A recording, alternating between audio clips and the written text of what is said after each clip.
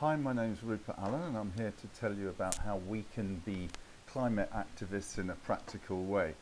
I'm here to tell you all about OpenStreetMap and what it can do for our community voice and the visibility of our needs from the local level in a ground-up, bottom-up way where we can have a say in how resources get allocated. I'm hoping that you've looked at the other video resource online that I've made available. Missing maps, charting the uncharted. This is how the system works of how to create a cultural map. This is the map that's in your pocket when you're using Strava app, Pokemon Go even, Sustrans apps, almost any free embedded map on a smartphone like Apple Maps or Facebook Maps will use OpenStreetMap as a background. It's the one that you're using when you're not using Google. And this is a wiki map. It's only made up of contributions, and it's what I call the world's biggest art collaboration. If you look at this video, you'll see the way it works. But first of all, I'm going to give you some results of what it's like so that I can show you how we can give meaning and record our landscape in a way that can't be ignored by scientists and decision makers. We can make data metrics that can't be ignored, but we can also connect our analog ancient traditions and practices that are embedded, the stories in our landscape, known to the outside world, but in a sensitive cultural way. And we need to do this instead of apps like Google mapping us on their terms for shopping, motorways and retail parks. This is not what makes rural Wales tick. During COVID, we worked with a community in Merthyr Tydfil who were affected by COVID, and they had a very worrying outbreak. This quickly became a community mapping project around not only social exclusion and financial exclusion and socio-economic factors relating to why people were vaccine hesitant or felt disenfranchised or didn't trust the government, but also about why people were not healthy, and when they got COVID, they were affected. And it became a mapping food deserts project. Now, the food desert concept is an interesting one. We all can get healthy food if we travel far enough and we're rich enough. But when the buses don't actually work, when you see on the ground, when you've got big hills to go up that stop you if you have mobility issues from getting to anywhere with healthy food, and if it's all populated, it's all gathered in the supermarkets, then that's an issue. What happened with the community was we tried to map how effective the real lived experience of service delivery was, connecting it with public health. And the community themselves came together and said, we want to map what happens when we and my grandmother has told me that there were blackberries growing here, wild growing food. So this became a community defined assets map. So we can see here that there are public toilets, there's a playground or park. This was co-produced by the community. Here's the allotments. We find out the allotments are closed after 4:30, so no one with a job can have an allotment. Different factors that stop people in real life from accessing stuff.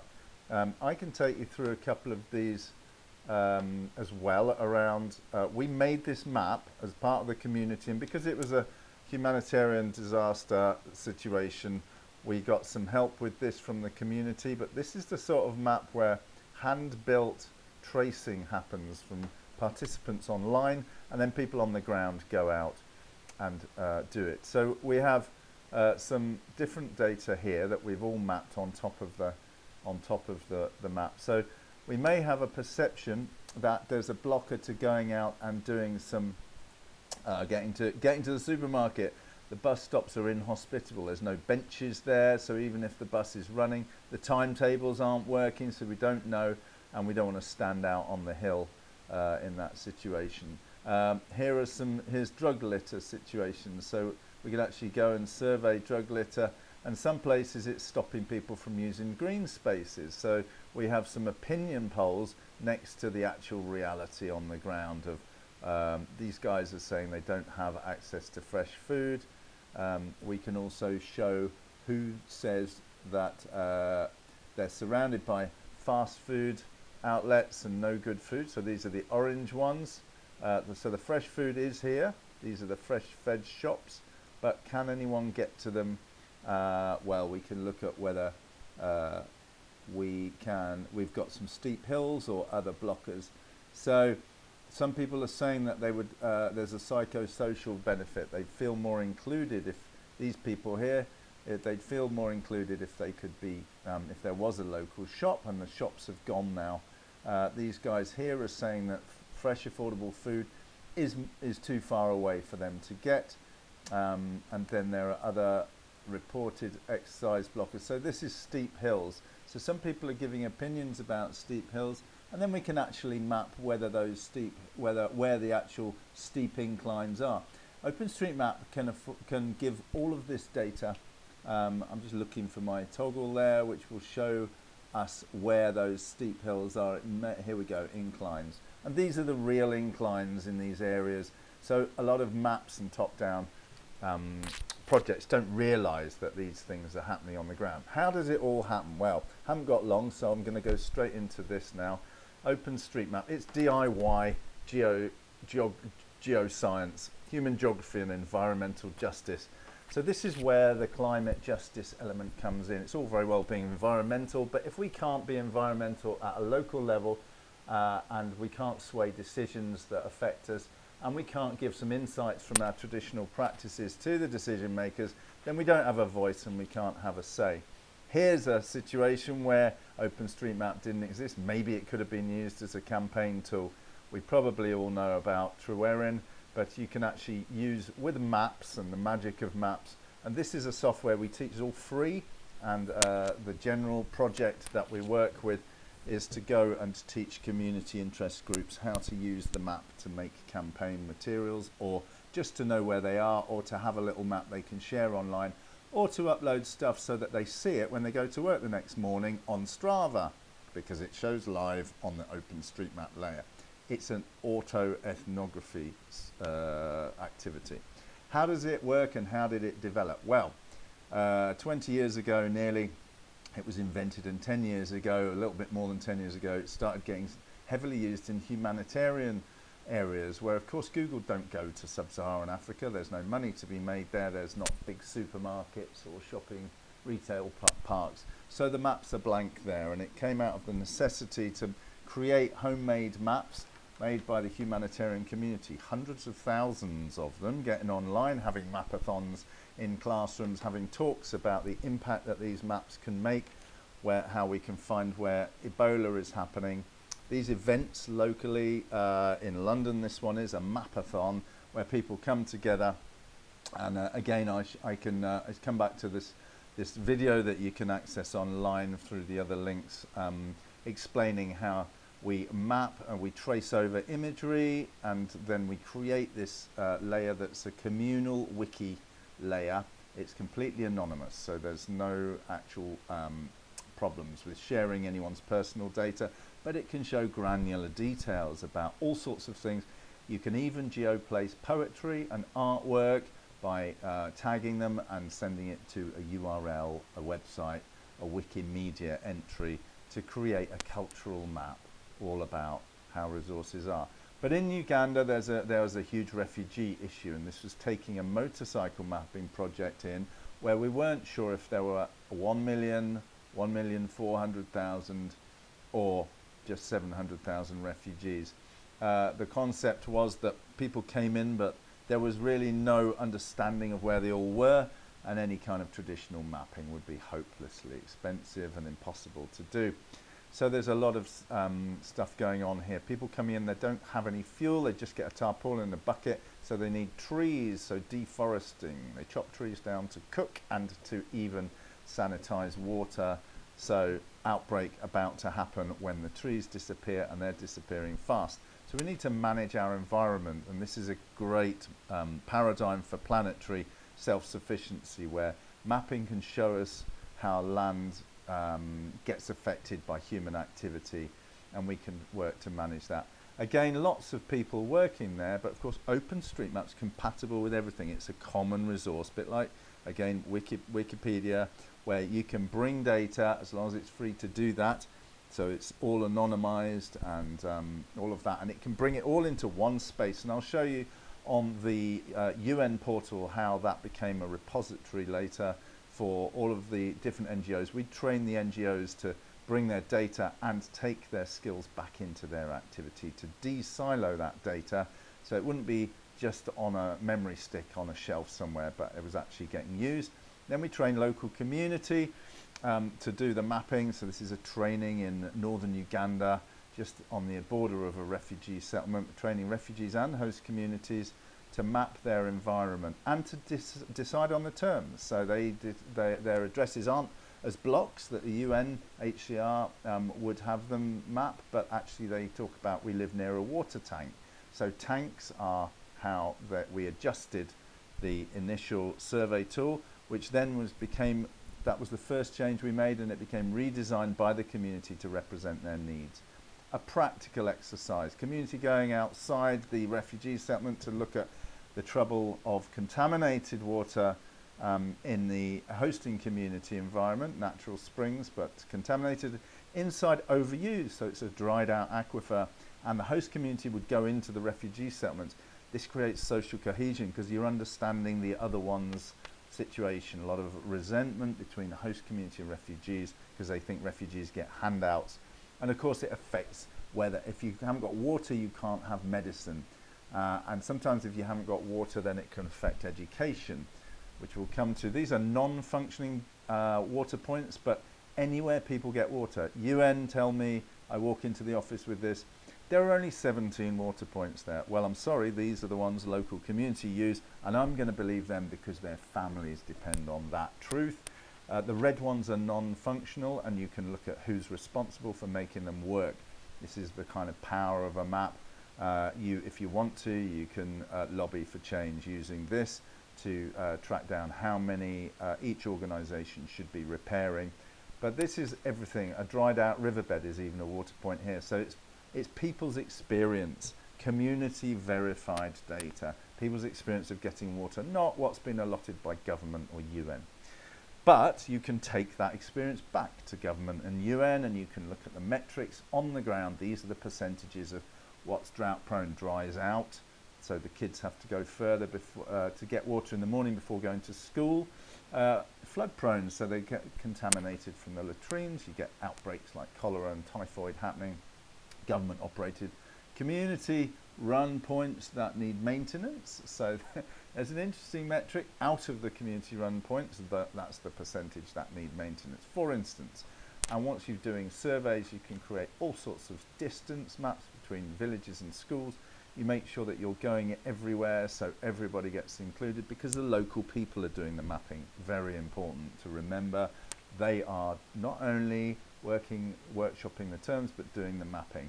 And here, unlit water points next to, and latrines next to a border where there might be gender-based violence. So why is lighting important? For human activity. This is a great example of, women might be needing to use these water points at night, and there's a resentment between the host community you see on the left and then this refugee settlement on the right. And so get some lighting in there. Get people trained up, UN and Red Cross and refugees actually leading local councillors and training them on how to do stuff to create maps like these that can be embedded on websites as well. And these are ways of presenting certain data. So maps, no map is innocent. The idea that this can decolonize the map when you do this kind of work. We can have a say, we can design the map. Projection is a matter of perspective. This is the world from one perspective, or certainly the Northern Hemisphere. So projection happens and we create the space. So it is a place-making activity, and National Geographic came to the project in northern Uganda and did a feature on how refugees were empowered by this to actually make a new city on what was pastoral grazing land over 2 years by naming it, by giving it a narrative and giving it names and a whole discourse of creation. The production of space says that humans create the world around them, and that humans are in turn created by the world around them. Happy to share these if I'm going too fast, but here's a situation where North American First Nations have created their map. You haven't seen this before, maybe, but these are the territories, languages, and treaties. So surveys happened where people used OpenStreetMap to represent their community interests, and it involves autoethnography and a disobedience to being told how to see yourself. These are sketch maps of health centres, which we've kind of gone on to digitise using local memory and local understanding to put them on maps. These are distance maps, so there's different ways of looking at maps because certain roads might be harder or easier to drive down. So therefore, you don't want to know the scale. You might want to know that here we have 14 kilometres in 1 hour, and then we've got 21 kilometres in 1 hour in another place, although the distances might look different. We needed to know what villages were truly themselves and not an English name. The tendency in Sierra Leone during Ebola time when we were mapping, the tendency there we discovered was that that people would use British names for villages, and there were repeats, so we didn't know where to send resources until we asked people, what's the meaning, the tribal meaning of the name of your village? And this is when we came up with this local voice being represented on these maps. This is raw data straight from the one person interviewing a neighbouring village chief about their village meaning name, scaled up to sort of big data level. So now we work in Merthyr, coming back to how the Merthyr maps got brought out of that mapping activity in humanitarian settings. We set up a common workplace on the tasking manager, which is the humanitarian OpenStreetMap team manager of tasks, and splits things into squares. People in mapathons can take a square and hand trace what's going on. And this is the history of this, enabling communities to represent their needs on their own terms, have authorship of their own representation, have a say and inform resilience and emergency interventions from the perspective of authentic community priorities. So creating data, and we went on to do a project in Uganda as well about the National Risk Atlas, looking at flood metrics and meteorological top-down metrics, and then looking at mapping local memory of where flood inundation happened and what the factors relating to it are from the ground up. Farmers noticing certain insects and infestations in their herds, and understanding how to put them in terms, taxonomies that could be understood and analysed by data scientists. So rather than bugs, it would be infestation of pestilence, or a particular way of looking and perceiving your own issues that can be analysed. So the map works as a convention that talks the language of both scientists, government decision makers and local communities. It's very important, the language part. So mapping COVID, we were worried about why people exclude, and then also why they're unfit and they get it worse. And what geographic realities can be mapped is that people's proximity to food and exercise, and the sphere standards, which is these indexes that we have in humanitarian situations, what's reasonable and what isn't. And we can make maps to show populations that are outside of these metrics and there are gaps in the provision, so we need to fill those gaps and campaign for that. Access to food involves spending power, but it's more than this. It involves a lot of different factors, and we can start to look at that. We can look at perception versus reality as well. And here we have a barrier that we wouldn't have known. A barrier to healthy exercise was across this road. There are usually walkways, but we find out when we're mapping on the ground that the roadworks is close them all down. And so people can't get exercise. This school is surrounded by fast food outlets, and also on the way to the fast food outlets, which isn't healthy in the first place, their kids might be walking past drug litter, which is dangerous on many levels. But so this is part of one of the map representations. Again, local history, pre-industrial hunting towers, community assets that people are proud of, very important for local identity. And as I showed you just now, the steep hazard maps, getting local councillors interested so that everybody kind of understands what's possible with this map and the power of it and how we can use it together to collaborate, not to challenge people, but to get everyone on the same page about visibility and also protection. We don't necessarily want to map everything for the outside world to use, and we've had this instance where we can't map in war zones, for instance, because it could be used by military. So it's very important to take responsibility ourselves for what gets mapped, and of course we can delete it as well when we want to, and we can change the values and make sure that we keep engaged with it. But out in the field we find all of these feedbacks on stories. There's joyriding, there's rats that are cut off by the road development that we mentioned just now. That's what we've had from a couple of different places, and these are the things that stop people from getting out onto the green spaces. There's drug litter, there's exposure to all sorts of other hazards. You've seen that slide, it's a repeat, apologies for that, but here we are in floods mapping. So this is back in Africa very briefly, because floods and water are an important part of this. Water resources, water inundation, and ownership or access to water, but also forestation. So communities got, in our project with the National Library here, unlocking sound heritage. This is a heritage project around natural resources that we did when they forested the Cambrian uplands after the war. Communities got displaced, and there are recordings of those communities that are locked in the National Library. They don't have the rights to be shared. So this was a project where we tried to unlock that by making new creative data around listening to those and remediating it and making cultural maps, which is a project we're engaged with again now to grow this pilot into something new. And I'm very interested in any collaborators for this, partly why I'm doing this talk.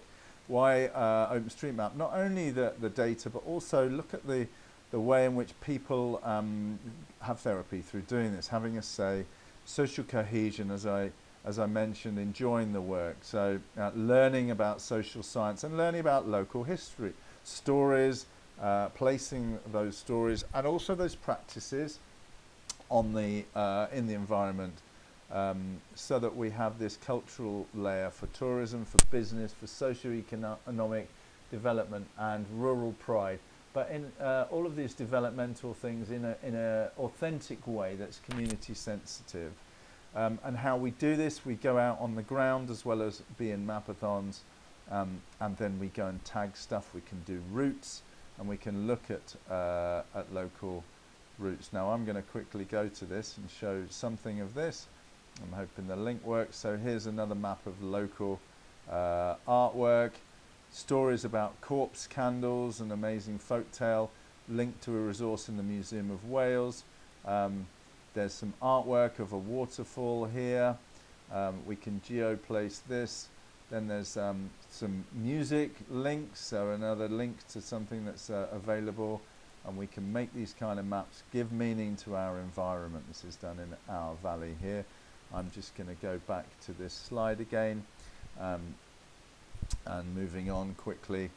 At the moment we're mapping climate memory with multi-ethnic communities in Jordan as part of our project, and I'm involved in this, where we look at Bedouin, Druze, Chechen, Syrian and Palestinian understandings of a desert oasis that within living memory was fished and was a fishing resource, a wetland.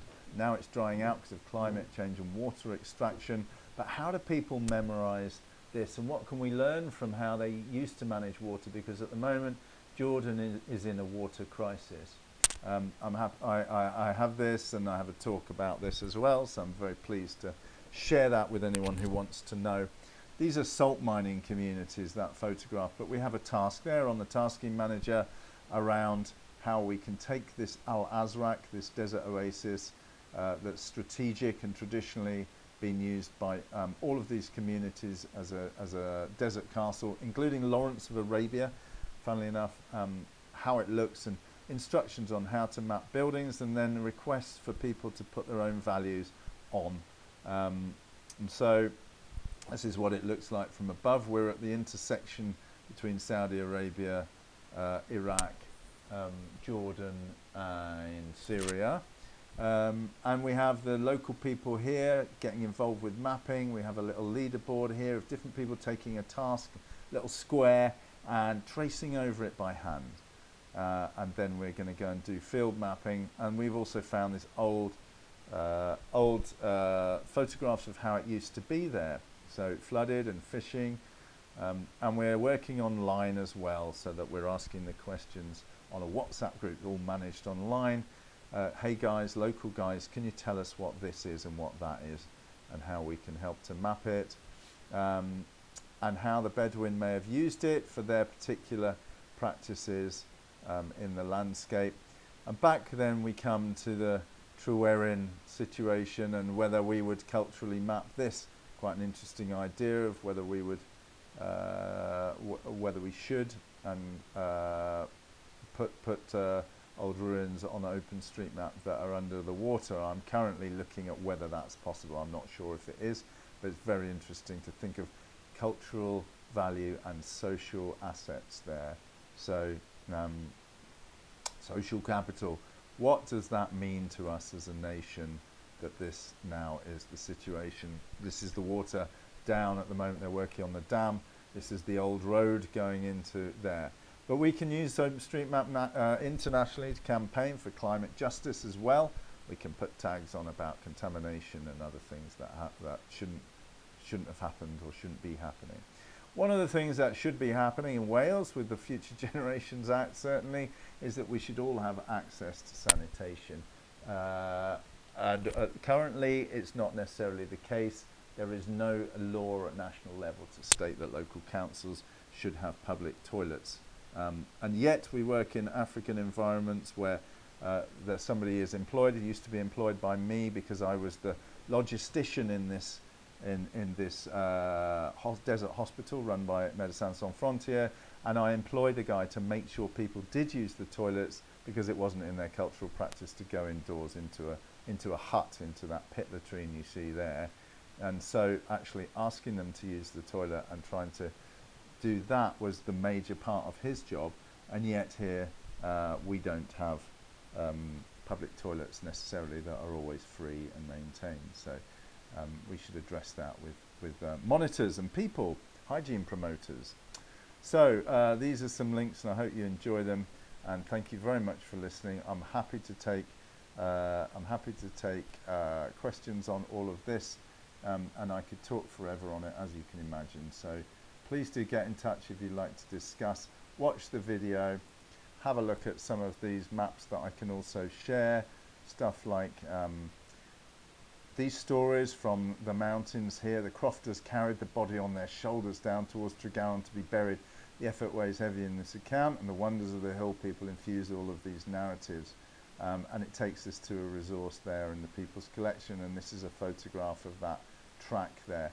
So the point is that it gives value to our landscape, but it also helps to manage the natural resources so much better in a just way that involves community input rather than a top-down intervention with lots of gadgets. The one last thing to say is that this is all free software and technology, and it's very simple to use. You can even do it on paper, so it doesn't exclude people who don't want to be using lots of fancy apps. This is simple surveys. You can do them on paper or you can do them on your smartphone, but it's very accessible for everyone, and we're looking to start some community workshops. Thanks for listening, and I'll leave it there.